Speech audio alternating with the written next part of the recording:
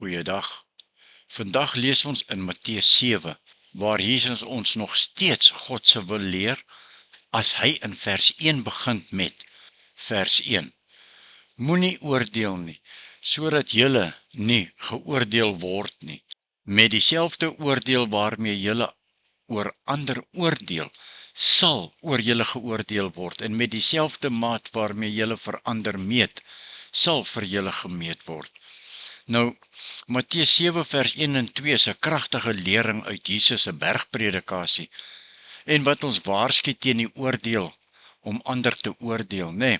Kom ons neem 'n bietjie tyd af en ons ontleed dit 'n bietjie. Die boodskap in hierdie 2 verse is dat Jesus waarsku ons teen die vinnige veroordeling of kritiek van ander. Hy sê nie dat ons blind moet wees vir reg en verkeerd nie. Nee, dis nie wat hy sê nie. Maar eerder dat ons ander met nederigheid en vriendelikheid moet benader. Wanneer ons ander oordeel, sê ons in wese dat ons in 'n posisie is om te besluit wat reg en verkeerd vir hulle is. Maar hier is die ding, ons is almal gebrekkig, en ons het nie die hele prentjie nie. Oordeel oor ander kom ons nie toe nie. Oordeel kom God en net God toe. Die beginsel van wederkerigheid, nê, die regte of 'n ander manier om na oordeel te kyk, is die manier waarop ons eendag geoordeel sal word, het Jesus gesê, en waarop ons behandel sal word. As ons hardvogtig en krities is, sal ons ook hardvogtig geoordeel word, maar as ons vriendelik en begripvol is, sal ons vriendelik en begrip in ruil daarvoor ontvang. En die tweede deel van die vers verduidelik dat die manier waarop ons ander oordeel, die manier sal wees waarop ons behandel sal word. As ons hardvogtig en krities is, sal ons ook hardvogtig geoordeel word. Maar as ons vriendelik en begripvol is, sal ons vriendelikheid en begrip in ruil daarvoor ontvang. In die konteks, Jesus praat met 'n skare en spoor hulle aan om met deernis en empatie te lewe. Hy pleit nie vir 'n gebrek aan onderskeidingsvermoë nie. Nee, dis glad nie wat hy doen nie, maar eerder vir 'n gebrek aan skynheiligheid. Ja, ons moet altyd ons eie harte en dade ondersoek voordat ons vingers na ander toe wys, nê. Jesus se versoek aan jou en aan die skare. Hier is 'n paar belangrike punte. Selfrefleksie. Voordat jy ander oordeel, ondersoek jou eie foute en jou tekortkominge. En dan nederigheid. Benader ander met vriendelikheid en begrip, en erken dat ons almal onvolmaak is, wat ons almal insluit. En dan die onderskeidingsvermoë. Ja, neem wyse besluite, maar doen dit met 'n nederige en 'n liefdevolle houding, om met die regte hart, gesindheid en motivering te oordeel. Onthou net, Jesus se lering gaan nie daaroor om oordeel heeltemal te vermy nie. Nee, maar om met die regte hart en die regte motivering te oordeel. En nou vers 3 tot 7. Vers 3. Waarom sien jy die splinter raak in jou broer se oog, maar die balk in jou eie oog merk jy nie op nie? Of hoe kan jy vir jou broer sê, wag, laat ek die splinter uit jou oog uithaal, en intussen is daar 'n balk in jou eie oog? Huichelaar, haal eers die balk uit jou eie oog uit, dan sal jy goed kan sien om die splinter uit jou broer se oog uit te haal. Moenie wat heilig is vir die honde gooi nie. Hulle sal omspring en julle verskeur. En moenie julle parels voor die varke gooi nie. Hulle sal dit met hulle pote vertrap. En dan sien ons die belangrike gedagte vir gebedsverhoring vanaf vers 7, nê? Vers 7. Vra en vir julle sal gegee word. Soek en julle sal kry. Klop en vir julle sal oopgemaak word. Want elkeen wat vra, ontvang, en elkeen wat soek, kry, en vir elkeen wat klop, sal oopgemaak word. Watter mens onder julle sal vir sy seun 'n klip gee as hy 'n brood vra? Of 'n slang as hy 'n vis vra? As julle wat sleg is dan weet om vir julle kinders goeie dinge te gee, hoeveel te meer sal julle Vader wat in die hemel is, goeie gawes gee aan die wat dit van hom vra. Vers 12. Alles wat julle wil hê dat die mense aan julle moet doen, moet julle ook aan hulle doen. Dit is tog waarop het neerkom in die wet en die profete. Nou wat hoor ons in vers 7 tot 12? Dit wat ons so pas gelees het. Ons het 'n belofte van Jesus gehoor. Ja, 'n belofte. Die belofte van gebed.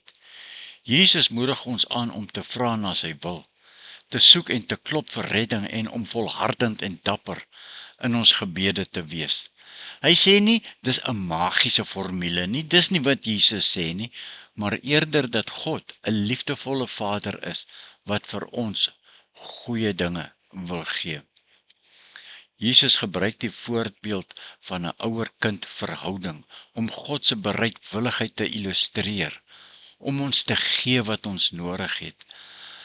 As 'n kind om iets goeds vra, sal 'n liefdevolle ouer dit vir hulle gee. Is dit nie so nie? Hoeveel te meer sal God, wat perfek en liefdevol is, goeie dinge gee aan diegene wat hom vra. En dan is daar natuurlik ook die goue reël, nê? Kan jy miskien raai, wat is die goue reël wat ons in vers 12 gelees het? Vers 12 word dikwels na verwys as die goue reël. Doen aan ander wat jy wil hê hulle aan jou moet doen. Ou 33 vertaling. Ja, doen aan ander soos jy wil hê hulle aan jou moet doen. Jesus sê dat ons optrede teenoor ander gelei moet word deur hoe ons behandel wil word. Dit som die kern van die wet en die profete op. Net 'n belangrike punt. Bid met volharding en geloof. God is 'n liefdevolle Vader wat vir ons goeie dinge wil gee. Behandel ander met vriendelikheid en respek. Weerspieël God se liefde en sy karakter in jou interaksies met ander mense. En dan in vers 13 en 14 wat ons aanspreek oor die baie belangrike twee paaie. Daar is twee paaie, twee weë, twee wegte. En Jesus sê aan ons in vers 13 en 14, gaan deur die noupoort in, want die poort wat na die verderf lei is wyd en die pad daarheen breed, en die wat daardeur ingaan is baie. En net so terloops, die baie wat daar ingaan is Christene, nê?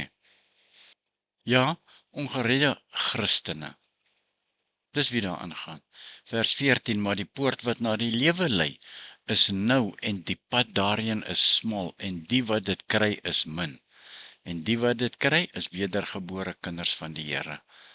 Matteus 7 vers 13 en 14 is 'n kragtige waarskuwing van Jesus oor die pad na die ewige lewe.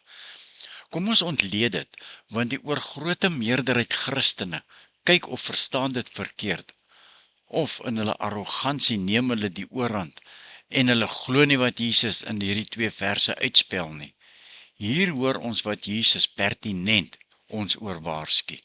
Jesus praat van die twee weë, en hy, Jesus, kontrasteer twee paaie. Die eerste een is die breë weg, maklik, gewild en lei tot vernietiging van die mens. Hierdie pad is aanloklik en dit lei die mense daarop weg van God af en direk hel toe. En nou weg, moeilik, minder gewild, maar die enigste weg na die ewige lewe by God. Hierdie pad vereis toewyding, selfverloning en gehoorsaamheid aan God. Die enge smal poort, verwys nou na die ingang wat moeite verg om binne te gaan. Dit gaan nie daaroor om eksklusief te wees nie, maar om doelbewus en gefokus te wees om Jesus te volg. Jou kruis op te neem, ja, en Jesus te volg. Die oproep om Jesus te kies, dring ons aan om die smal pad te kies. selfs wanneer dit moeilik is. Hierdie pad gaan nie oor die verdien van verlossing nie, want jy kan jou verlossing verdien nie. Maar dit gaan oor 'n oorgawe aan God se wil en om 'n lewe te lei wat hom eer, waardeur God verheerlik kan word. En net 'n paar belangrike punte om ook na te kyk. Die meerderheid is nie altyd reg nie, hoor. Moenie die skare volg nie. Soek God se wil en sy waarheid, en dit vind jy in die woord van die Here, net daar. Die Heilige Gees sal dit aan jou openbaar. Maar as jy nie die Bybel lees en bestudeer nie, dan sal jy dit nie kry nie. Die Christelike pad is nie maklik nie. Wees voorbereid op uitdagings, maar vertrou God se leiding. Ja, kies die lewe, volg doelbewus die smal pad, en jy sal die ware lewe in God vind. Verstaan jy wat Jesus ons wys en sê in hierdie 2 verse, vers 13 en 14, oor die smal en die breë weg?